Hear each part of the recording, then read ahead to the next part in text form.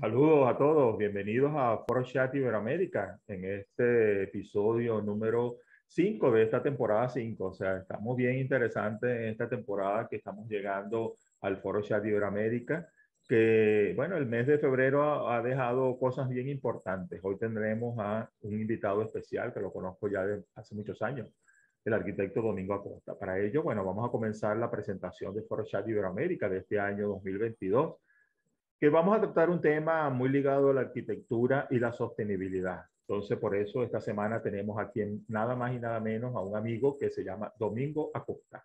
Vamos a hablar sobre temas, como dije, de arquitectura y sostenibilidad, con un tema que, bueno, que nos ha llamado la atención a todos acá, este Foro Chat Iberoamérica, porque tocamos muy poco temas, lamentablemente, de sostenibilidad, ¿no? Los objetivos de desarrollo sustentable, que, bueno, nos atañe y nos toca a todos nosotros. Y hoy vamos a estar hablando acerca de este tema. Y con él hemos acordado un tema bien interesante, ¿no? Y se llama diseñar para el cambio climático. ¿Cómo hacer diseñar para el cambio climático, ¿no? Yo creo que es importante porque es parte de todos nosotros. Creemos que en la vida diaria no somos agentes importantes, agentes protagonistas de cada uno de esos valores que tenemos para el cambio climático y los objetivos de desarrollo sustentable. Y a nosotros los arquitectos, como él y como yo, nos toca el tema directamente. Por eso la arquitectura más allá de la sostenibilidad. Estamos en el episodio número 6 de esta temporada número 5. Así que bienvenido, Domingo Acosta, a Foro Chat Iberoamérica. Saludos. Dale, muchas gracias, Francisco. Bueno, es un honor para mí, un placer también compartir nuevamente estos espacios con Francisco. Realmente voy a compartir pantalla ya que compartimos espacios aquí.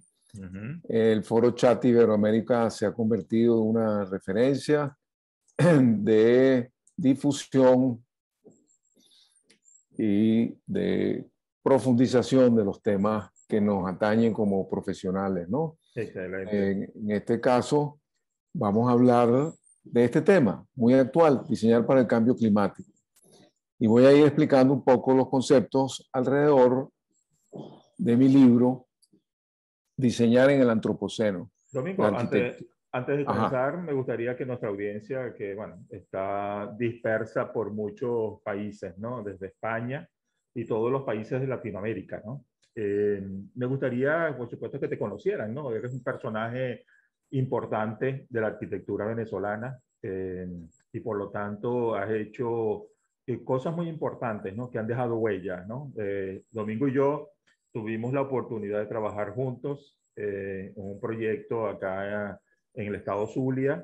Y bueno, fue una sinergia bien interesante, ¿no? Yo creo que yo aprendí mucho de él y de todo su equipo, por supuesto, porque ellos han dejado una impronta, ¿no? Una impronta importante y el trabajo de Domingo quiero resaltarlo y lo quiero hacer público porque es una persona muy sensible, una persona que va más allá del tema de la arquitectura para todos.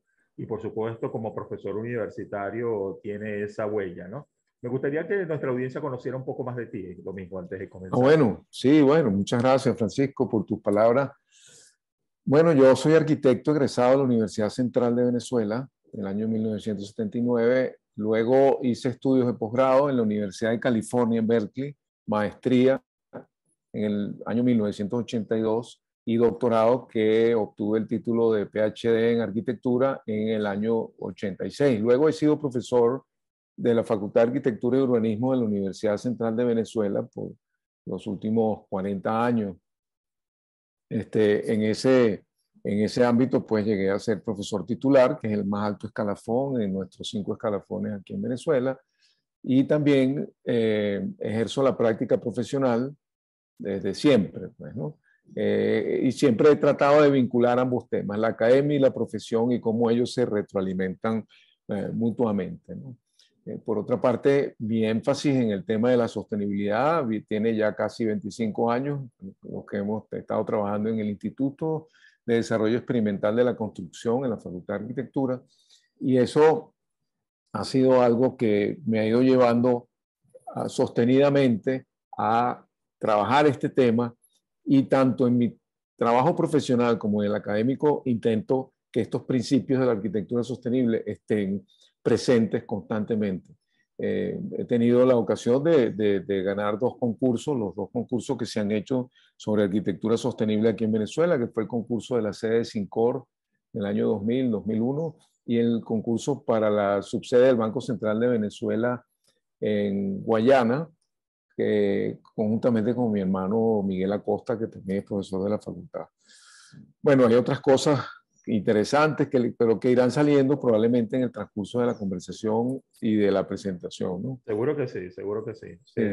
Domingo, antes de comenzar, ¿cómo podemos conjugar este tema, no? Porque muchas veces somos, con el tema de la sostenibilidad, somos como muy,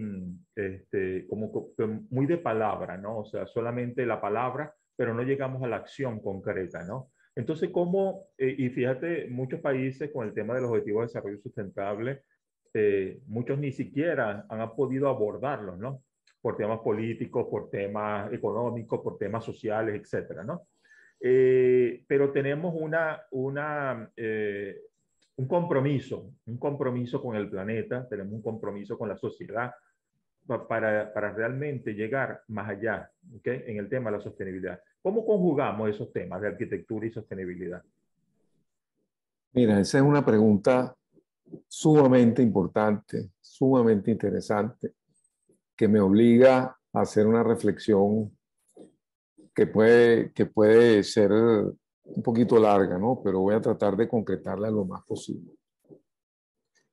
Esto de las palabras y las palabras y los discursos y todo eso es muy grave. Es muy grave porque estamos metidos en un mundo mediático donde las redes valen más muchas veces que los contenidos que ellas transmiten. Por eso es que la persistencia en el tiempo y el contenido, como estás haciendo tú aquí con Foro Chat Iberoamérica y otras plataformas que también están tratando de promover estos temas, son tan importantes. Porque si no, todo se convierte en un saludo a la bandera o en lo que se llama greenwashing, es decir, el lavado verde a la arquitectura, el lavado verde a los productos que dicen que son sostenibles, que son biodegradables o reciclables, y cuando uno se pone a averiguar de manera más profunda, se da cuenta que son, bueno, que son medias verdades, por no decir que son mentiras, ¿no? Otro tema dentro de esto que a mí me preocupa mucho en los saludos a la bandera es que en cada presentación que uno ve que colocan los objetivos de desarrollo sostenible que se están cumpliendo. Y cuando tú ves la presentación, dices, bueno, ¿y qué tenía que ver el objetivo número 11, el 8, el 17 con lo que dijo esta persona a continuación? No lo veo. Entonces también hay una falta de consistencia en estas cosas y de contundencia, ¿no? Si se va a hablar del objetivo sostenible número 11, de las ciudades resilientes, inclusivas, sostenibles, etcétera, pues demuestra en la presentación de que lo que tú estás planteando tiene que ver con ese objetivo de desarrollo y cuáles son las metas que alcanza. En ese sentido también quiero enfatizar que nosotros lo que tenemos que hacer como profesores, como profesionales, como académicos, es impartir y transmitir principios. ¿Cuáles son los fundamentos de la arquitectura y construcción sostenible o del urbanismo sostenible? ¿En qué se fundamenta el desarrollo sostenible o las nuevas modalidades de desarrollo que se están proponiendo últimamente, como son el desarrollo regenerativo, el desarrollo y diseño regenerativo, que lo vamos a tocar brevemente en la presentación? Es ese tipo de cosas más que, por ejemplo, las certificaciones verdes. Las certificaciones verdes son muy útiles, son importantes, pero tienden a convertirse en un checklist, en una especie de lista de chequeo. Bueno, yo cumplí con esto, cumplí con esto, cumplí con aquello, por lo tanto tengo tal puntaje y obtengo una certificación, ya sea bronce, plata, oro, platino. Y bueno, y para completar, son certificaciones que tienen que ver con minerales, que tienen que ver a su vez con la minería, que tienen que ver a su vez con el extractivismo, y le damos nombres de minerales contaminantes y de gran depredación del medio ambiente a los premios que damos. Entonces, yo trato de que los principios entonces y la actitud del profesional y el académico es una actitud crítica frente a todo esto, incluso frente a los objetivos de desarrollo sostenible, lo cual no quiere decir que no tendamos a cumplirlo igual que con las certificaciones. Si a mí un cliente viene y me dice que quiere certificar, yo le digo bienvenido, bienvenido, vamos a aplicar los principios y utilizamos la certificación como un medio de validación a lo que estoy haciendo, pero no como el objetivo final de lo que estoy haciendo. Así es. Uh-huh. Bueno, entonces... y otro que me preocupa también, Domingo, con esto que estás enlazando, no solamente los profesionales, las empresas y los gobiernos, ¿no? Sino los estudiantes que estamos formando, ¿no? En la academia, en las universidades, que ellos a la final son los que van a llevar este destino, ¿no? Este destino país, este destino del mundo, ¿no? Entonces ese tema me gustaría que lo tocáramos al final de tu presentación, ¿te parece? El tema academia. Sí. Bueno, te dejo solo ya. Sí. Bienvenido a Foro Chat Iberoamérica, Domingo. Estas pantallas son tuyas, adelante. Muchas gracias, Francisco, nuevamente. Bueno, vamos a hablar entonces de diseñar para el cambio climático, la arquitectura más allá de la sostenibilidad. Voy a explicar cada una de estas cosas, ¿no? En primer lugar, quiero explicar que mi libro, Diseñar en el Antropoceno, la arquitectura más allá de la sostenibilidad, obtuvo el premio Juan Manuel Cajigal, que otorga la Academia Nacional de Ingeniería y Hábitat, el mejor libro de texto en ingeniería y hábitat, ¿no? Lo que voy a explicar es prácticamente el contenido de mi libro y un poco más, porque claro, después de 2 años, 1 año y medio, pues he estado avanzando en estos conceptos y criterios, ¿no? Diseñar en el Antropoceno, o sea, en realidad vamos a hablar un poquito de qué quiere decir Antropoceno. El término Antropoceno es la nueva época geológica en la que después de 10.000 años de la relativa estabilidad del Holoceno, que es la época en que estábamos viviendo, ¿no? es la raza humana, es el ser humano el que ejerce los cambios y las presiones más profundas para el sistema Tierra, lo que sería el sistema Tierra, que es la conjunción de la naturaleza y la sociedad, ¿no? Y esa huella que deja el hombre es la huella antropocénica, que tiene que ver con la época geológica que ya ha sido oficialmente reconocida por el impacto que ha tenido el ser humano, que va mucho más allá de lo que era la naturaleza como principal protagonista en los cambios en el planeta. En el libro yo hablo de dónde venimos, la evolución del diseño sostenible, dónde estamos parados en este momento y hacia dónde vamos, ¿no? Es decir, hacia dónde deben orientarse los esfuerzos de la profesión en esta nueva época del Antropoceno. Vamos a revisar la evolución del diseño sostenible, vamos a ir del diseño bioclimático al diseño para el cambio climático, vamos a hablar de la relación entre diseño arquitectónico y desarrollo sostenible y qué significa diseñar para el cambio climático, que son las últimas partes de la presentación. En el capítulo 1, en el libro, un segundito, yo voy a silenciar el WhatsApp, voy a salirme del WhatsApp en pantalla para que no haga ruido, y perdonen, durante la presentación. Ok, volvemos, estamos viendo la presentación, Francisco, ¿correcto? Sí, totalmente, adelante. Gracias. Entonces, en el primer... esto es como un paseo en lo que ha sido mi experiencia y compartida pues, en la universidad y en la profesión, y también comparativa con lo que ocurría o está ocurriendo internacionalmente en las distintas esferas que se trabaja la arquitectura, ¿no? Es decir, desde los años 70 hasta la segunda década del siglo XXI es que vamos a hablar de la evolución de este pensamiento, ¿no? Y en el capítulo 1 hablamos de arquitectura bioclimática y sistemas constructivos, ¿no? Es decir, hacemos una revisión de los conceptos que configuraron la arquitectura bioclimática y sobre todo cómo la tecnología de la construcción se veía en la Facultad de Arquitectura como una forma de repotenciar las capacidades productivas de un país, ¿no? Los referentes que teníamos en esa época eran el maestro Carlos Raúl Villanueva, que era la gran referencia de la arquitectura moderna en el trópico, Fruto Vivas, que siempre ha sido un referente obligatorio de la arquitectura latinoamericana, el profesor Juan Pedro Posani, que siempre nos habló del trópico, la geografía, el lugar, la pertenencia al sitio y la cultura, y la investigación en tecnología de la construcción que se realizaba en aquella época, en los años 70. Como dije, estamos viendo el panorama cuando yo entré en la Facultad de Arquitectura a estudiar que el maestro Carlos Raúl Villanueva ya estaba a punto de despedirse de este planeta. Pero teníamos el ejemplo de la reurbanización del Silencio y de la misma universidad por donde caminábamos, por sus pasillos, por sus patios, por sus brisoleros, o sea, era una escuela de arquitectura en sí, en contraste con las cosas que se proponían a nivel internacional, los maestros de arquitectura como Le Corbusier, que proponía estas locuras de distopía urbana, como el Plan Ouazzane para París en 1925 y la villa contemporánea de 3 millones de habitantes, donde arrasaba con parte de París, lo mismo propuso en Nueva York. Y aquí es donde vemos una diferencia muy grande también entre el discurso y las propuestas, ¿no? Pero a nosotros nos interesaba mucho el tema del clima, la arquitectura. Villanueva y su sentido de la arquitectura de la arquitectura colonial, de nuestra arquitectura colonial. Y esa identidad cultural la recorríamos por el país, incluso llegamos a ir hasta el Amazonas a ver las viviendas de los aborígenes. Y nos preguntábamos en aquel entonces qué era el diseño bioclimático y la respuesta es muy sencilla, es un diseño que responde al lugar.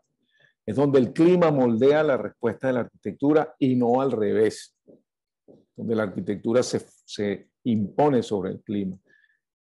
Y aquí entra a jugar un papel muy importante en la relación entre el confort térmico del ser humano, el ambiente construido y las condiciones particulares del clima local.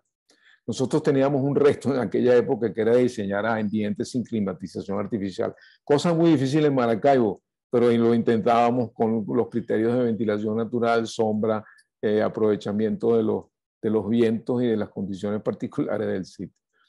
En ese sentido, mi producción en la Facultad de Arquitectura tuvo mucho que ver con los libros de Mauricio Poler o de Víctor Olgué, de diseñar con el clima, y los productos eran, por ejemplo, esta casita de bambú al principio y al final unos centros comunitarios de desarrollo fronterizo que llegaron a nivel de prototipo, incluso más adelante, ¿no? Pasando rápidamente al capítulo 2 del libro, yo hablo ya evolucionando del diseño bioclimático, pasamos al diseño ecológico y ahora en vez de sistemas constructivos es el desarrollo tecnológico de la construcción. El diseño ecológico, como vamos a ver, es el ideal. Bueno, en esa época, en los años 80, perdón, cuando yo llego a Berkeley a hacer mi posgrado, me sorprende muy favorablemente la inmensa actividad que despliegan los movimientos ecologistas, exigiendo a nivel global dos cosas muy sencillas: aire limpio, agua limpia. Fíjense, como dos eslogan muy claros llevaron a un movimiento que hizo retroceder a Ronald Reagan con su desmontaje de las normativas ambientales, un poco lo que también quiso repetir Trump y lo logró en gran medida hace un tiempo, ¿no? Pero volviendo a los años 80, este ideal que lo mantuvieron estos autores en contracorriente al posmodernismo, que era un contraste porque era algo estereotipado que predominaba en las escuelas y medios de arquitectura, algo más acartonado que no tenía nada que ver con el ahorro energético ni el impacto ambiental. Entonces, el diseño ecológico es la integración al lugar, la preservación, respeto y armonía con la naturaleza, la reducción del uso de energía, así como era también en los 70, pero también la toxicidad en los edificios, la promoción del sentido de comunidad, la salud y la belleza, y sobre todo colocar a la ecología en el primer plano de las prioridades de diseño, ¿no? Eso era lo más importante en esa segunda etapa que yo escribo en el libro, ¿no? Ahora vamos del diseño ecológico al diseño sostenible. Ya a mediados de los años 90, del siglo pasado, la arquitectura y el urbanismo acogen como paradigma el concepto de sostenibilidad publicado en 1987 por la Comisión Brundtland, y entonces pasa a colocarse más allá de la eficiencia energética y de la promoción de valores comunitarios, etcétera, etcétera, se incorporan los derechos de las generaciones futuras y la lucha contra la desigualdad, ¿no? Esto es muy importante porque esto es lo que diferencia el diseño ecológico del diseño sostenible, ¿no? Y dentro de los enfoques de la sostenibilidad está el enfoque ecológico, que es trabajar con la naturaleza y no contra ella, integrar los procesos de la vegetación y el agua, por ejemplo. El enfoque sociocultural, donde se plantea más el énfasis en las relaciones de vecinales y comunales del ser humano y comunitarias, pues, y el enfoque tecnológico, que es la ecoeficiencia y la innovación tecnológica. Todo esto se resume en este gráfico del papel de diseño sostenible, la edificación bioclimática y su inserción en el medio ambiente, donde vemos aquí entonces las energías renovables, vemos, bueno, la pertinencia al lugar con la respuesta al movimiento del sol dentro de lo que es el planteamiento de la edificación y diversas. Este gráfico lo que busca es sintetizar diversas estrategias de diseño sostenible, ¿no? Y eso lo apliqué en esa época en el concurso del edificio de la sede de Sincor en Barcelona, estado Anzoátegui, donde se aplicaron los principios fundamentales de ideas para arquitectura sostenible. Esto también, por cierto, que todo esto se consigue en la literatura, la revista Entre Rayas, ustedes googlean Sincor y aparece explicado cómo se tomaron en consideración los principios de sostenibilidad en cada uno de estos proyectos, ¿no? Los desarrollos urbanísticos habitacionales, lo mencionaba Francisco, que trabajamos por allá en la planicie de Maracaibo, en Motilón, La Concepción, etcétera. Muy importante la ubicación sostenible, es decir, que estén en unos lugares no vulnerables, que estén dentro de la poligonal urbana o si están en zonas rurales, que respondan a las características de esas zonas rurales en cuanto a producción de alimentos o producción agropecuaria, que el equipamiento urbano esté completo, que no son solamente las viviendas, sino que la gente tenga todos sus servicios completos, que se reduzca la vialidad vehicular al mínimo. Perdón, como ustedes pueden ver acá, en este planteamiento, la vialidad vehicular está reducida a este anillo y dos o tres uniones vehiculares que conectan entre sí el anillo, y se hace un gran énfasis en la peatonalidad, ¿no? En los peatones y bicicletas, ¿no? Así fue que hicimos el planteamiento en Motilón, allá en Maracaibo, parecido a esto, donde hay pequeños grupos de viviendas que responden pues a estos servicios que tienen, ya sea preescolar, pequeños comercios, plaza, cancha. El principio principal que hay detrás de todo esto, que la gente no tenga que bajar al estacionamiento y tomar el carro para ir a comprar pan. Es decir, yo estoy viendo televisión a las 6:30, 7 de la noche, ojalá que no, muy temprano, pero estoy viendo televisión y digo, caramba, falta pan para la cena. Oye, voy a tener que agarrar el carro, ir a un centro comercial, bajarme, pagar estacionamiento. No, aquí lo ideal es que uno en una caminata de 2 minutos o máximo de 5 o de 10 o de 15 pueda resolver esos problemas, como ocurre en las grandes ciudades europeas o incluso en Buenos Aires, ¿no? Y y el urbanismo verde, que también es fundamental dentro de estos principios, y aplicar el diseño bioclimático con las herramientas de simulación correspondientes. Este es el proyecto de la subsede guayana del Banco Central de Venezuela del que les hablé. También está publicado en Entre Rayas y en otras publicaciones, en otros lugares. Es importante ver las características bioclimáticas de este proyecto, su inserción en la ciudad, el espacio público, la generación de electricidad por aerogeneradores verticales. Este fue un proyecto que hice en coautoría con mi hermano Miguel Acosta. Aquí el valor simbólico del edificio es quizás lo más importante, que es la emulación del tepuy, y el proyecto lo bautizamos un tepuy en lo alto de Ciudad Guayana. Se hizo un análisis bioclimático muy riguroso que nos llevó a concluir cómo deberían ser las envolventes del edificio, los sistemas de protección solar, los mecanismos de ventilación de fachada, etcétera, etcétera. Ahora vamos a hacer una síntesis muy rápida de evolución de los criterios de los años 70, 90 y 2000 en adelante. ¿Qué logramos? En los 70, la arquitectura bioclimática, pertenencia al lugar, a los valores locales, a la cultura, ahorro energético. En los años 80, colocar a la ecología como primera prioridad en el diseño. En los 90, el diseño y desarrollo sostenible, es decir, velar por los derechos de las futuras generaciones en un primer plano y disminuir la inmensa desigualdad entre ricos y pobres. Pero yo me pregunto en el libro, capítulo 4, ya lo vamos a ver, hasta qué punto se logró esto último.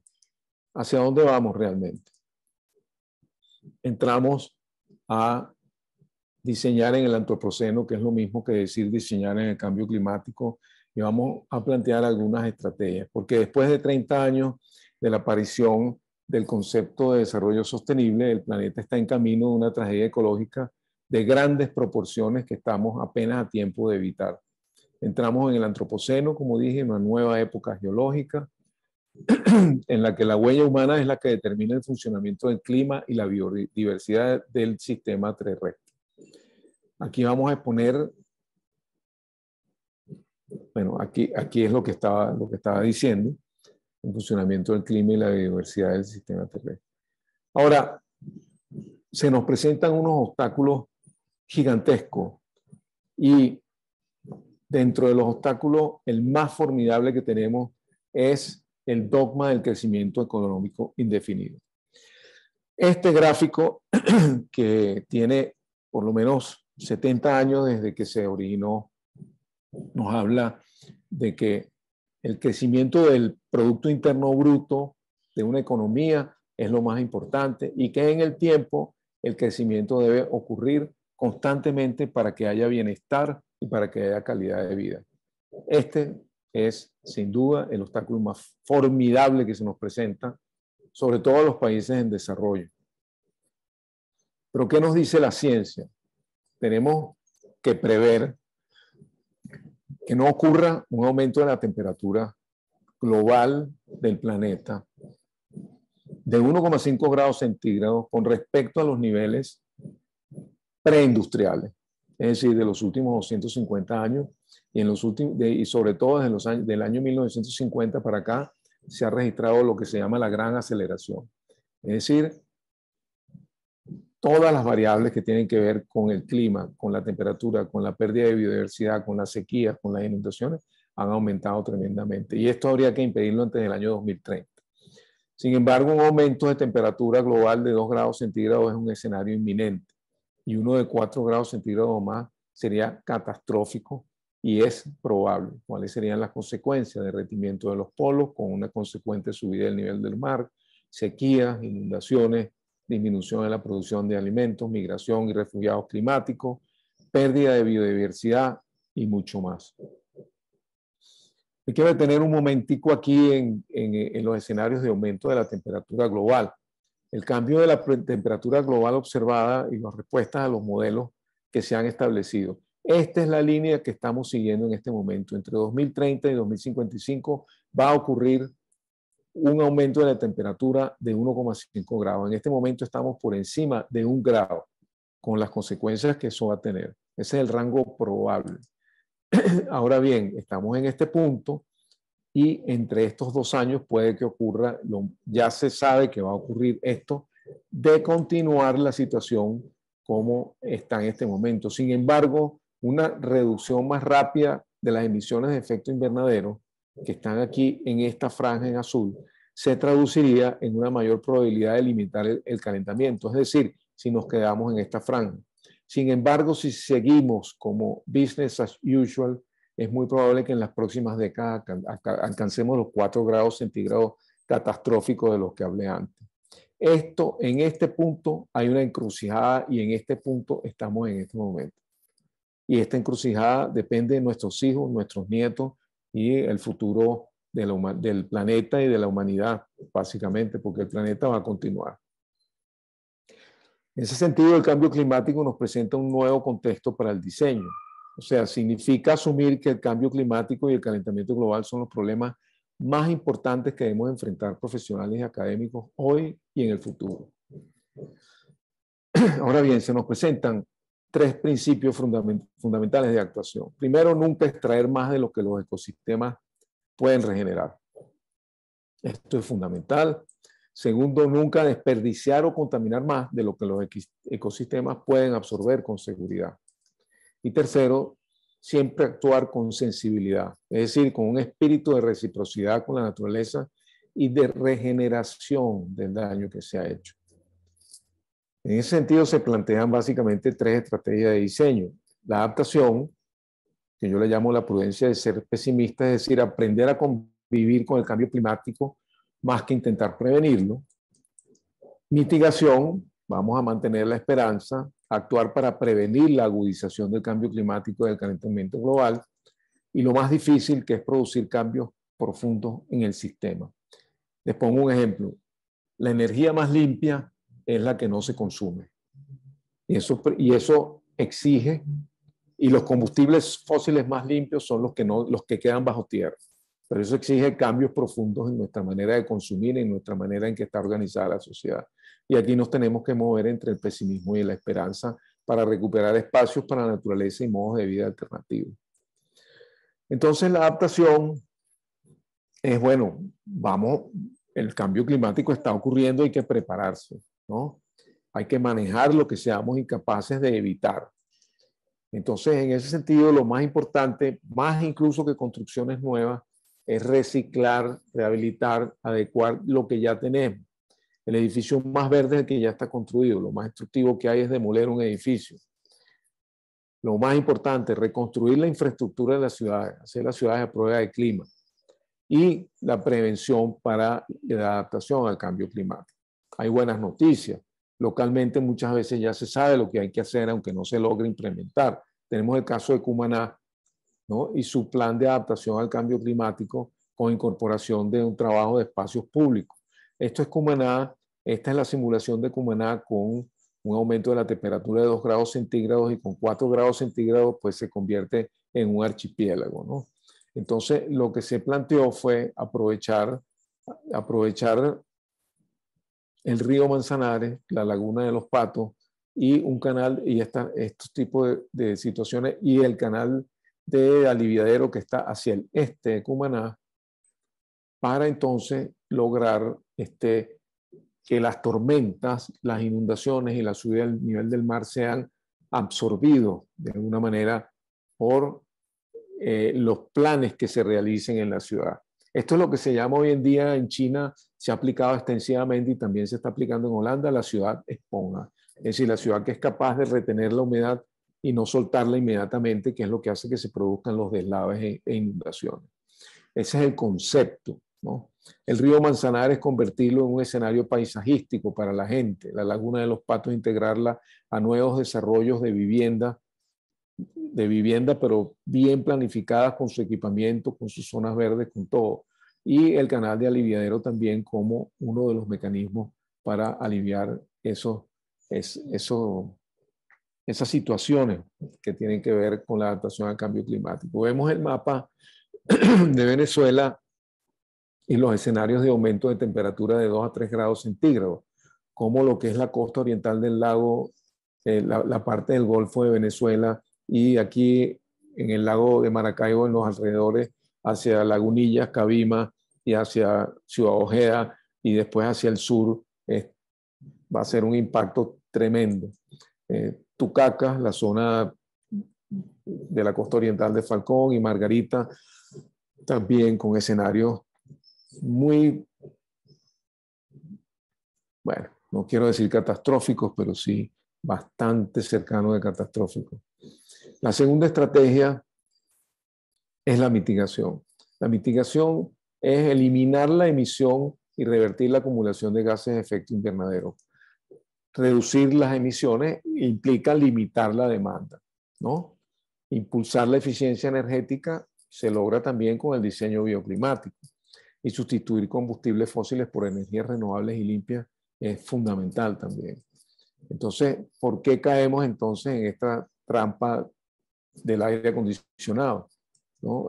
Cuanto más calor hace, más se utiliza el aire acondicionado, y cuanto más se utiliza el aire acondicionado, más calor se genera, porque se consume más combustibles fósiles y los aparatos de aire acondicionado, los que están colocados al exterior, generan muchísimo calor, muchísima temperatura. Y eso es lo que está ocurriendo en el eje de desarrollo de oficinas en Caracas, que va de Boleíta hasta Chacaíto y de Chacaíto hasta la zona premium de las Mercedes. Lo que ustedes ven son edificios sin protección solar, sin ningún tipo de aplicación de diseño bioclimático. Seguramente si uno explora Maracaibo va a conseguir también esa situación. Las estrategias de mitigación fundamentales son la energía renovable, pero sobre todo descentralizadas y de producción local, tema que podemos hablar extensivamente, pero que por razones de espacio vamos a continuar. El transporte público en contraste con el carro privado, eso es también otro tema, transporte público eficiente, y mejor todavía si puede ser eléctrico, edificios de energía cero y ciudades sostenibles y urbanismos verdes. Todos estos son temas en sí para desarrollar, son capítulos, son áreas de trabajo increíbles que se nos presentan a los profesionales y para trabajar en las escuelas y en las universidades, ¿no?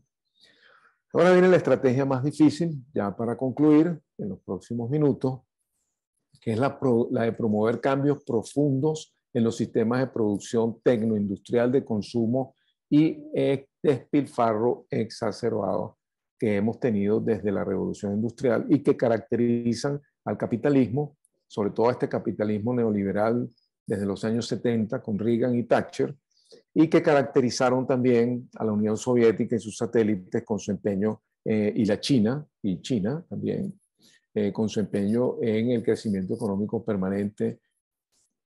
Por eso es que la idea es promover cambios hacia modelos de desarrollo alternativo enfocados en el bienestar humano, uno, y la estabilidad ecológica, otro. Ahora, nosotros como profesionales, ¿en qué debemos pensar? ¿Cómo contribuir? Bueno, podemos combatir la desigualdad y la pobreza. Nosotros somos capaces de trabajar, por ejemplo, en las zonas de barrios del país que tienen, que es el 50% de la población y se ha hecho mucho trabajo sobre ello. Bueno, eso es un tema. El otro es la recuperación, por ejemplo, de las urbanizaciones populares que el INAVI y el Banco Obrero hicieron en todo el país y donde la clase media cada vez más depauperada vive y donde además podemos también tener una incidencia en aumentar el bienestar y la capacidad de servicios, etcétera, de esas poblaciones.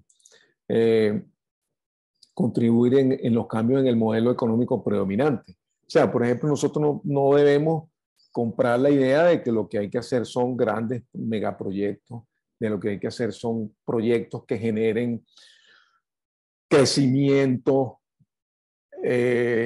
impacto en la economía, etcétera, etcétera. Bueno, yo he escuchado gente decir, por ejemplo, que en Margarita o en las costas turísticas de Venezuela lo que hay que hacer es una gran autopista y alrededor de ella colocar hoteles de 5 estrellas de 20 pisos y que vengan las compañías internacionales de turismo a operar esos hoteles porque eso es lo que va a generar empleo. Todo eso está demostrado que es falso. O sea, la generación de empleo y la capacidad de dejar riqueza en el país es mínima. Eso lo pueden comprobar ustedes en cantidad de estudios que se han hecho sobre el turismo en Cancún o sobre el turismo en Punta Cana. Uno de los lugares quizás donde mejor se ha dado esto es en España, donde el turismo es diversificado y son múltiples operaciones a pequeña escala. La gran escala en el turismo es negativa para el medio ambiente y para la sociedad y para el modelo económico de la sociedad. Por eso es que nosotros sí podemos contribuir en cambios en el modelo económico predominante. En este punto, que es el diseño y la tecnología para la regeneración, no como la panacea, es quizás el punto más importante en donde nosotros podemos contribuir. Es decir, el diseño de la tecnología no es para estas cosas, para crear grandes proyectos. Yo les podría hablar, por ejemplo, del premio Platinum, de la certificación Platinum del aeropuerto que hizo Norman Foster y grupo en México, proyecto que afortunadamente fue suspendido por su enorme impacto ambiental.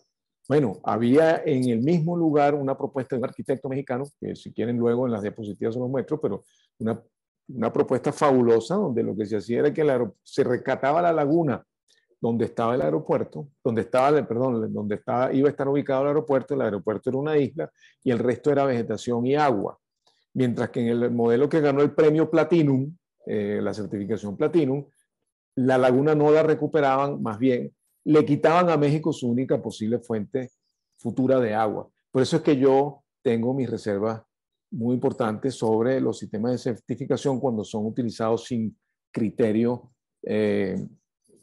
sin buenos criterios como punto de partida, ¿no? La otra es participar en la intensificación de las políticas ambientales, estar claro de lo que está ocurriendo aquí entra un pajarito, en el arco minero, estar claro lo que está ocurriendo con los derrames de PDVSA, participar en esa, entender de que hay activismo en ese sentido y abordar con urgencia los más graves problemas ecológicos de nuestro tiempo. Les hablo, por ejemplo, de la cuenca del lago de Valencia, que es quizás el problema ecológico más grave de Venezuela y, cuidado, si no de Latinoamérica. O sea, porque tenemos 4 millones de personas entre Maracay y Valencia y todas las poblaciones conurbadas que están teniendo un problema gravísimo de calidad del agua, por ejemplo, ¿no? Y los drenajes de aguas negras y de lluvia van al lago, siguen creciendo de nivel y está inundando las urbanizaciones y áreas de vivienda alrededor del lago. Estos son 5 temas en los cuales podemos contribuir y en los que, bueno, yo estoy trabajando en una publicación para desarrollarlos y elaborarlos, ¿no? En este tercer tema tenemos entonces el diseño regenerativo.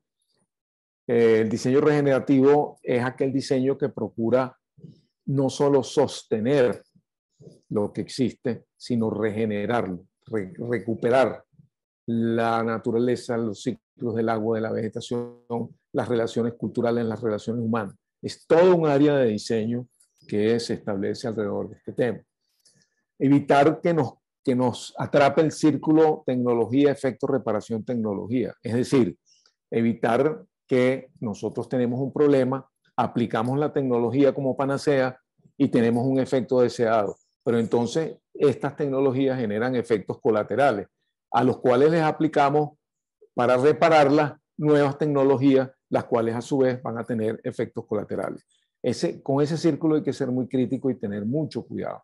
Y no creer en la tecnología como panacea, no creer en los planes, ser muy crítico pues, con los planes de aplicación a gran escala o ingeniería utópica.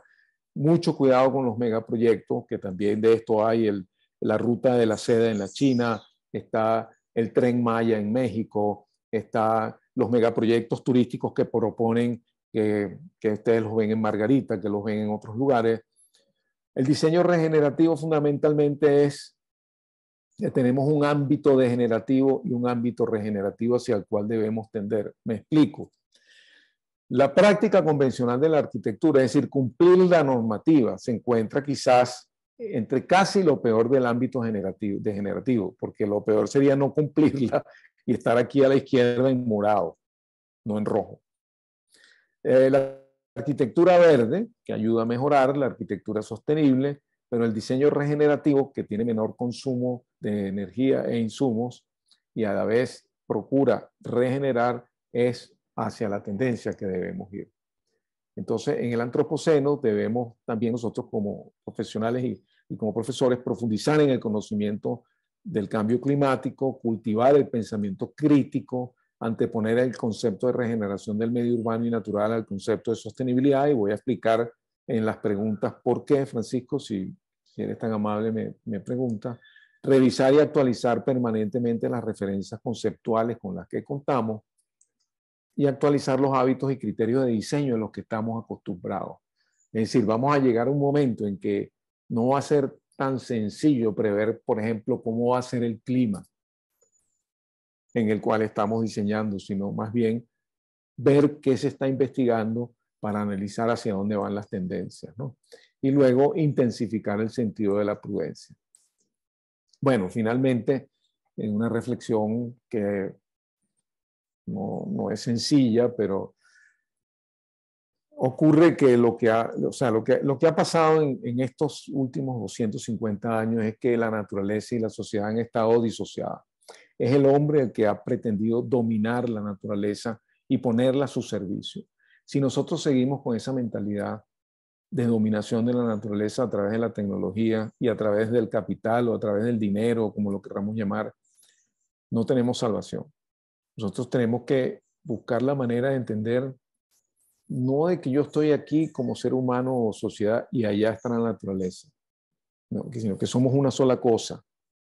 Y esa comprensión la tuvieron en gran medida las culturas previas a la revolución industrial, no solo las culturas aborígenes, que son las que quizás más profundamente lo hicieron también por su conocimiento y su sensibilidad mística, sino también los agricultores y también la gente que vivía en las pequeñas ciudades de la revolución industrial, con todas las ventajas que trajo también, pero que el impacto ha sido pues muchísimo mayor, ¿no? Nuestra contribución sin duda gira alrededor del diseño de la tecnología, pero como dije antes, con muchísima capacidad crítica y con muchísima profundización en el conocimiento sobre el cambio climático y también sobre las medidas que realmente nosotros podemos tomar para contribuir, como son aquellas 5 que les mencioné un par de diapositivas antes. Bueno, muchas gracias. Para finalizar, pues abrimos una conversación con Francisco acá. Sí, claro que sí. Domingo, realmente te felicito. Me felicito porque estás generando una vertiente y una línea donde tenemos que evaluarnos, ¿no? Yo mientras te escuchaba, obviamente yo como arquitecto, tuve un poquito más de años que yo en el ejercicio profesional, me estaba evaluando, ¿no? Me estaba evaluándome un poco lo que he venido haciendo, lo que quiero hacer y hacia dónde vengo, ¿no? Y uno de los elementos más importantes, yo creo que viene eso, ¿no? O sea, que estos sean elementos de reflexión para ver qué estamos haciendo, ¿no? Y cómo lo estamos haciendo y cómo prepararnos para ese futuro, ¿no? Para que no llegue esos 4 grados centígrados, ¿no? De catástrofe y que, bueno, que nos quedemos de pronto en ese 1.5 y si lo podemos llevar más abajo, mucho mejor, ¿no? Y que todos somos actores importantes, ¿no? Desde la ama de casa que está en su casa, el agricultor que está en el campo, el profesional que está en una oficina, los grandes empresarios, los políticos, etcétera, ¿no? Todos somos actores importantes. Y tú comentabas ahorita al final sobre el tema de la arquitectura regenerativa, ¿no? Y arquitectura sostenible, ¿no? Que me comentabas sobre eso. Pero antes de entrar en ese tema, yo te dejaba al principio el tema de la educación, ¿no? La educación en nuestras universidades. ¿Qué estamos haciendo desde las universidades para que esto que tú comentas sea un activo importante en nuestra formación y en la formación de esos jóvenes que a la final son los que van a llevar más adelante, ¿no? Todo esto y en el 2035, 2050 serán actores fundamentales, ¿no? Y después entramos en, si quieres, en los otros temas. Claro, claro. No, por supuesto, eso es fundamental, lo que estás diciendo. Y esa es una lucha que existe a nivel mundial, o sea, no es solo aquí, a nivel mundial, el tema de cuál es la prioridad que se le debe dar a los grandes problemas de la humanidad que se pueden resumir en 2 grandes áreas. El problema del cambio climático y todo lo que eso implica, como expliqué, y el problema de la desigualdad. O sea, el problema de la desigualdad se ha incrementado en los últimos 40 años y bueno, como dije también en la charla, nosotros podemos tener una contribución fundamental. Tanto se ha agudizado el problema de la desigualdad que yo no sé si ustedes habrán oído escuchar que un 1% de la población tiene el 90% de la riqueza. Es así. Entonces, eso también implica que uno sea, bueno, proactivo políticamente. Y esto es una manera de hacerlo. Esto que estamos haciendo. O sea, con la difusión, con la participación. Esto es una forma de activismo, Francisco, lo que tú estás haciendo con esto. Y esto es muy importante. Y por eso nos tienes a nosotros aquí colaborando. Pues, y cuando quieras. Gracias. Y me Sí, parece importante entonces, eso que dices, ¿no? Porque algunas veces pensamos que no somos actores políticos. Todos somos actores políticos. Lo que no somos, somos politiqueros o esa política mal llamada que muchas veces se hace, ¿no? Pero todos somos actores políticos y yo creo que y debemos tener esa convicción, ¿bien? Ante la sociedad, ante uno mismo, ante la familia y ante lo que hacemos, ¿no? claro. Y gracias por lo que comentas, pero yo sabes que te aprecio bastante y valoro mucho el que estés acá, porque yo cuando pensé en ti para Foro Chat Iberoamérica lo pensé porque yo quiero mover esta masa, ¿no? Quiero que desde Foro Chat Iberoamérica y otras plataformas, ¿no? A las cuales yo aupo y siempre fomento para que toquen temas sobre esta naturaleza. Y yo quiero ser este año, hacia el 2030, más que alcanzar los objetivos de desarrollo sostenible de la ONU, ¿no? Que de pronto son una panacea, ¿no? Son números y de pronto, no, yo me voy con el 11, yo me voy con el 5, yo me voy con el 6. No, es una actitud que debemos hacer nosotros mismos, ¿no? Y eso me gustaría que lo pudiéramos ahondar, Domingo. Domingo está con nosotros desde Caracas, Venezuela, ¿ok? Y fíjense, estábamos desde su residencia y él habló en un momento determinado de su presentación, un pájaro, ¿no? Que estaba entrando por ahí, un pajarito. Y es precisamente porque hay zonas de Caracas y de todas las ciudades de Venezuela, y estoy seguro que en toda Latinoamérica, que se crearon en un momento determinado donde la parte ambiental, la parte de los árboles, la parte de creación de ese confort, ¿no? Climático era muy importante, ¿no? Y donde vive Domingo y así muchas otras zonas de Caracas, Venezuela y Latinoamérica, España sobre todo también, fueron referentes, ¿no, Domingo? Y quiero rescatar eso un poco también, ¿no? Cómo nosotros diseñábamos en los años 70, 60 y parte del 80, tomando en cuenta esos elementos que en su manera abordaron una situación, ¿no? Y que después en los años 90, 2000, mira, eso se dejó de lado y empezamos a crear esos mega rascacielos, como tú lo mencionabas, ¿no? Y bueno, el diseño climático, lamentablemente, en los años 80 se perdió en la mayoría de las edificaciones y se fue más al estilo y a esta cosa acartonada, ¿no? Y después, entonces, después, algunos siguieron con una escuela de diseño bioclimático, pero implícito, sin entender los principios, sino siempre, bueno, poniendo algún tipo de parasol, no importa si es norte o sur la orientación, creando vegetación alrededor del edificio, etcétera, etcétera. Pero a mí lo que me preocupa es que hay otros factores que inciden más allá del control de la temperatura y el confort dentro del edificio, ¿no? Que también es cómo se construye. Si se construye sin planificación, si se construye, bueno, no importa que si no funciona, bueno, aquí habrán ir viendo apartamentos. Por eso yo estaba en otra zona de mi casa y me moví para acá porque aquí hay más ruido.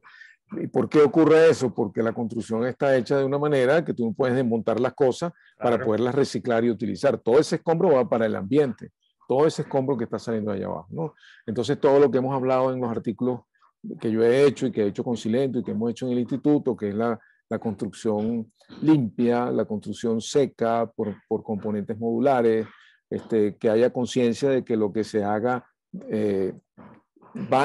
tiene un ciclo de vida y que al final de su ciclo de vida y durante su ciclo de vida van a haber intervenciones que van a arrojar residuos al planeta y que va a tener consecuencias, ¿no? Eso es parte también del diseño sostenible, ¿no? Ahora, en este momento en que estamos, lo que me preocupa es que en las escuelas se siguen,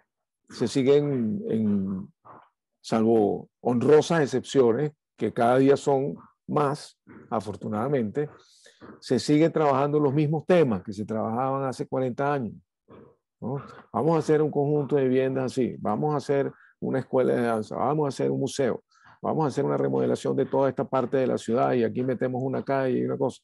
Es decir, los problemas de diseño que se están trabajando en los talleres no responden a estos dos grandes temas que mencioné, el cambio climático y la enorme desigualdad que hay, ¿no?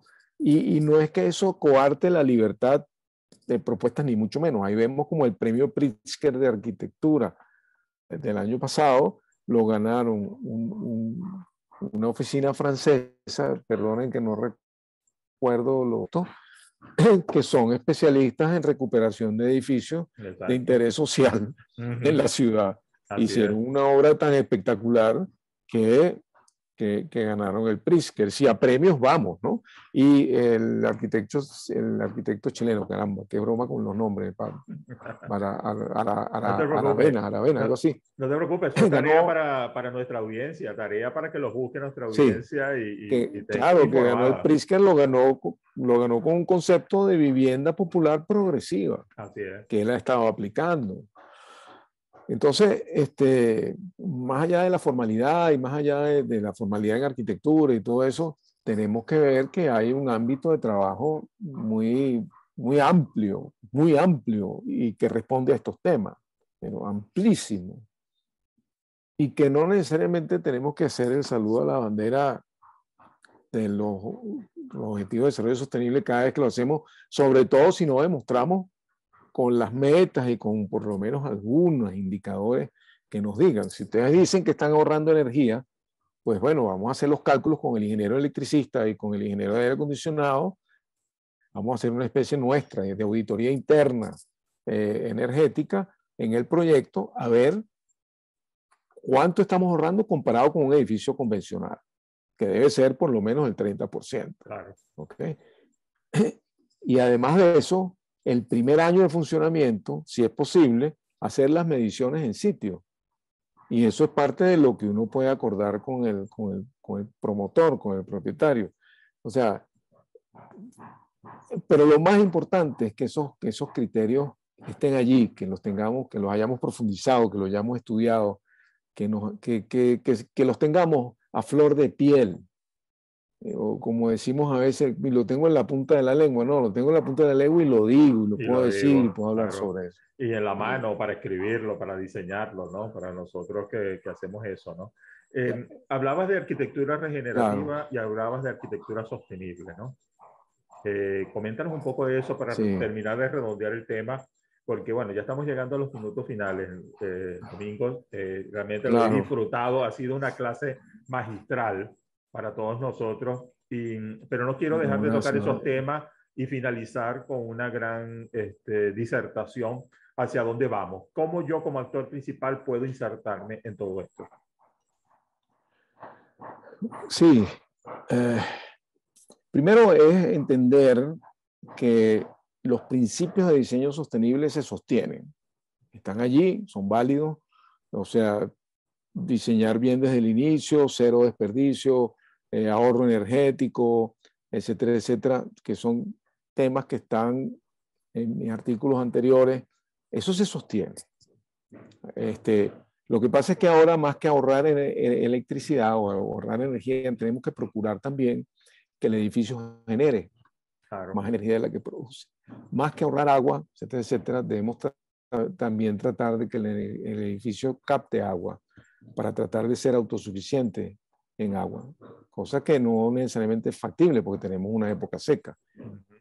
Y si tenemos una época Y en seca, Maracaibo es súper complejo, ¿no? O sea, imagínate que claro, tenemos muy pocos meses al año de lluvia, ¿no? claro. Pero entonces ver la manera en que se puedan reciclar las aguas servidas para riego, por ejemplo. Los techos verdes, por ejemplo, Los verdes Domingo. son fundamentales. Uh-huh. Son fundamentales, vienen desde la época del diseño sostenible y ahora con el diseño regenerativo se justifican aún más. El diseño verde lo primero que hace es que sustituye la huella verde que el edificio le roba al planeta, ¿no? Entonces, esa es una de las virtudes. La segunda gran virtud es que es un moderador climático. ¿Okay? Y la tercera es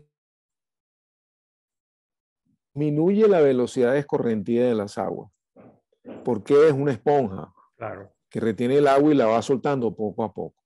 Y eso contribuye también a evitar la erosión en los canales, en los ríos, la inundación en la ciudad, porque muchas aguas de lluvia salen de la acera directamente por tubos a la calle Uh-huh. y bueno, y genera una serie de problemas. Claro. El techo verde y las áreas pavimentadas verdes que están en ese gráfico Sí. que yo presenté sobre la construcción, bueno, sobre la edificación bioclimática sostenible, es fundamental porque las áreas pavimentadas producen islas de calor y cuando sabemos que cuando los pavimentos son porosos permiten la infiltración y la recuperación de los acuíferos subterráneos, ¿no? Ahora bien, La sostenibilidad en este momento, después de 30 años, bueno, yo diría que 40, porque el modelo de desarrollo sostenible es del año 87.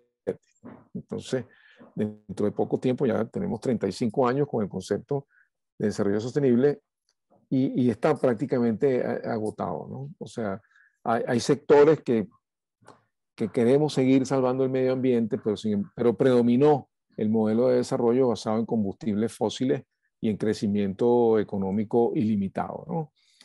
Eso explota implacablemente los recursos de la naturaleza y genera impactos que son imposibles de superar, pues, ¿no? Entonces, el primer punto es que, por el que yo digo más allá de la sostenibilidad, más allá, no en contra, sino más allá, es que ya el daño está hecho y es demasiado tarde para prevenirlo. El daño está hecho. Las acumulaciones de gases de efecto invernadero van a durar miles de años hasta que se puedan ir absorbiendo. Entonces, ya la idea no es sostener como era antes, sino que ahora lo que tenemos que hacer es regenerar, recuperar, restaurar, rehabilitar, ¿no?, los ecosistemas y el hábitat. El segundo punto es que, bueno, después de 30 años, este modelo se agotó. Es decir, ya no nos resulta tan útil para resolver la tragedia del antropoceno. ¿No? No ha logrado impulsar las profundas transformaciones sociales y económicas para evitar la crisis ecológica que tenemos encima. Porque desarrollo sostenible, su nombre, o sea, siempre ha estado basado en un crecimiento sostenible, un crecimiento económico sostenible. Y hemos dicho que es la tercera razón por la que debemos ir más allá de la sostenibilidad, que desarrollo no es igual al crecimiento ilimitado, son conceptos distintos. Porque el crecimiento solamente contempla el crecimiento de la producción del Producto Interno Bruto. No mide por ninguna parte el bienestar de la población, asume el crecimiento después chorrea hacia la población y está demostrado que eso no es cierto, eso es falso, ¿no?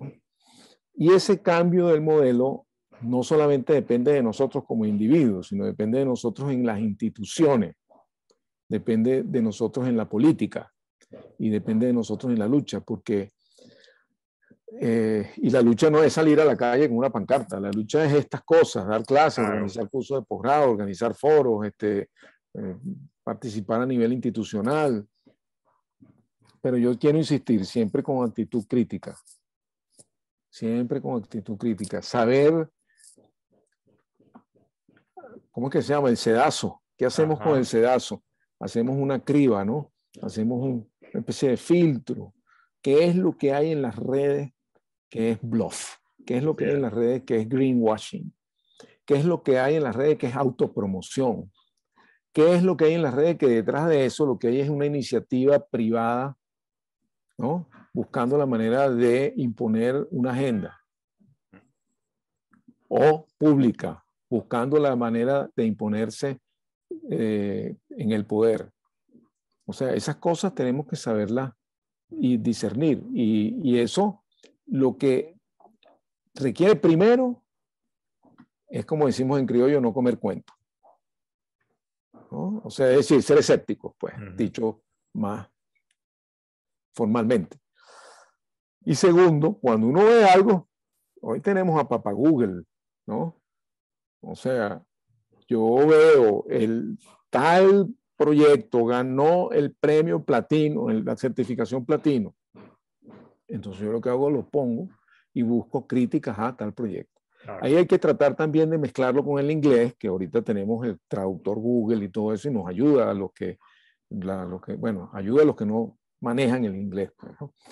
Les pongo otro ejemplo de estas cosas para ser crítico. El edificio de Apple en California, el que es un aro, ¿no?, es platino. Y ustedes no tienen idea del problema de tráfico y del problema de exclusión de la comunidad de Cupertino, creo que es donde están ubicados, que no pueden entrar. No está permitido entrar. O sea, hay un parque interno que tiene unas restricciones A lo mejor lo han corregido, pero el concepto inicial era así y con ese concepto fue que ganó platino. Claro. Entonces, yo no es que voy en contra de la certificación, por favor, entiéndaseme, sino que la certificación no es el objetivo. O sea, yo no puedo estar anunciando la que es un es un elemento elemento más, es un elemento deseable. más. Claro, Sí, por supuesto, y de pronto es una guía, pero no es el fin último, ¿no? no es el fin último. No, y no puede ser que cuando nosotros hablemos en las redes o hablemos en estas presentaciones o incluso en tesis, o sea, no seamos críticos con lo que estamos viendo, pues sea el objetivo de desarrollo sostenible, sea lo que llaman ahora economía circular, sea las certificaciones de un tipo o del otro. Economía naranja, ¿no? Que está muy de moda, ¿no? Y resulta que agarramos temas de moda, ¿no? De moda, sí. Sí. Entonces yo me puse a revisar el otro día el concepto de economía circular con todo el respeto porque es un aporte, o sea, si lo adopta mucha gente, bueno, chévere, pues, pero cuando tú lo revisas, es lo mismo que se viene diciendo desde la economía verde que yo tengo estudiando desde el año, aquí lo podemos ver, o sea, aquí vemos, lo compré en Sevilla en el año 2001. Imagínate. ¿No? Entonces, desde hace 20 años se está hablando de eso. Después, esta es la ecología verde ecológica, después la ecología sostenible, después no sé qué. Entonces, ahora le ponemos otro nombre, lo ponen de moda y se lo apropian unas fundaciones o unas instituciones y echan para otro concepto. Economía circular, economía naranja, economía de lo verde, de lo azul, de lo qué sé yo. Exactamente. ¿No? Y mientras tanto, bueno, vamos a pegarnos en esta, a ver qué sale ahí. Entonces, sí, me preocupa que los jóvenes y los estudiantes no lo perciban como algo que dentro de lo positivo ya tiene unos antecedentes que vienen de hace mucho tiempo y son los que tenemos que tratar de afianzar. Esos criterios fundamentales. Sí, yo pienso que es importante los insumos que le demos, ¿no? Las herramientas, que ellos conozcan todo el panorama, ¿no? Y dentro de todo el panorama hay elementos que son importantes, ¿no? Yo creo que esa debe ser una actitud importante en las universidades. Domingo, estamos llegando al final. Lamentablemente, Claro. ha sido un discernir muy interesante, sabroso, muy tú, ¿ok? De lo que te conozco, porque eres crítico, eres una persona de alto conocimiento, realmente de mucha valía, y que creo que por eso es que siempre te he tratado de tener acá en nuestros espacios, y vamos a estar más, no te preocupes, para el próximo semestre de este año seguro que vas a volver a estar acá conociendo un poco más acerca de otros temas importantes. Claro, porque Un mensaje final, dime. yo te propondría que en una próxima ocasión veamos ejemplos positivos, pues, o sea, ejemplos a favor de esto. Bueno, un poco los que yo mostré muy rápido, pero no solo mío, sino en la literatura en general hay mucho que se está haciendo y que tiene poca publicidad. Porque lo que tiene publicidad es Apple. Claro. ¿Entiendes? Apple, Google, Facebook, Meta, etcétera. Eso sí, es lo que está de o moda. lo que hizo, cónchale, mi admiradísimo desde hace 30 años, Norman Foster, que bueno, que también, tú sabes, las cosas con el tiempo cambian, pero más que eso, ver ejemplos, qué es lo que se está proponiendo en oposición a esos gigantescos aeropuertos. Se están proponiendo redes de aeropuertos de distancia corta, con aviones eléctricos tipo dron. Claro. Entonces tú ves eso y dices, bueno, pero es que hay otra manera. Así es. Hay otra manera, ¿no? Y la reflexión final, bueno, yo siempre creo que caigo en lo mismo, pero primero ánimo. Claro. Primero ánimo y optimismo y más bien estas cosas, cuando uno las conoce, uno se siente mejor porque dice, oye, estoy como más blindado, ¿no? O sea, por lo menos voy como nunca vamos a estar blindados, pero sí vamos como en un camino más seguro, pues más con pie de plomo, como decían las abuelas, ¿no? Y ser críticos, ¿no? Ser críticos y claro, actores principales en todo esto. Ser crítico, ser escéptico frente a las cosas, ser escéptico frente a esto que yo les presenté hoy, googlearlo, buscarlo también. Claro. Y bueno, seguir, Francisco, seguir Amén. en esta labor que tú estás llevando adelante. Amén, así es. Que Mira, estamos llevando. ¿cómo adquirimos tu libro? O sea, danos ahí la seña, las redes, para que la guía para saber cómo podemos conectarnos contigo, todo aquel que de pronto nos sigue y nuestra audiencia, que seguro te van a llegar. Estoy seguro que hay mucha gente que te va a estar llegando porque van a querer saber un poco más de todo lo que estás haciendo. ¿Lo tienes por Bueno, ahí el libro? sería buenísimo porque de verdad que es un libro precioso. Ujú. Está full de gráficos y de, o sea, no porque tenga los gráficos, sino porque es muy de arquitectura, pues, ¿no? Claro. Primero me pueden conseguir en Domingo Acosta, domingoacosta@gmail.com. O sea, el Ujú. libro, como te digo, es un libro precioso. Excelente, sí, muy bonito. Yo leí una parte, te confieso, porque es lo que está en las diferentes páginas de donde lo tienes insertado, ¿no? Y realmente me deleité, ¿no? O sea, y conocer Sí, sobre temas que de pronto uno no tocaba, ¿no? Y de pronto no eran parte de su literatura y que, bueno, yo los he ido tratando poco a poco de incorporar, ¿no? Y siempre lo digo, Domingo Acosta, su libro Diseñar en el Antropoceno, búsquenlo, en todos lados lo digo.